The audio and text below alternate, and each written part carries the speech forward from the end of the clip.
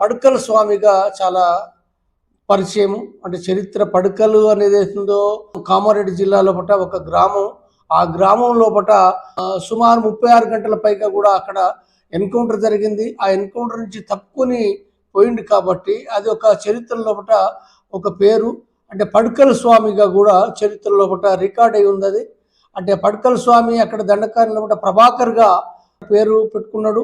అక్కడ సొంత పేరుకు వచ్చేవారికి ఏంటంటే లోకేటి చందర్ అనేది సొంత పేరు. అది 39 సంవత్సరాలుగా మావోయిస్టు పార్టీ ఉద్యమం లోపట తను పనిచేస్తున్నాడు. 1986 లోపట తను అంటే అక్కడ ఆర్వైల్ రాడికల్ యువజన సంఘం లోపట అక్కడ నాయకుడిగా అక్కడ కొనసాగుతూ ఆ తర్వాత దండకారణ్యం పోయి అక్కడ చివరికి చనిపోయే నాటికి ఏంటంటే దండకారణ్యం లోపట పశ్చిమ జోన్ బ్యూరోకు సంబంధించిన ఒక బాధ్యుడిగా తర్వాత రాష్ట్ర కమిటీ మెంబర్గా కొనసాగుతున్నాడు.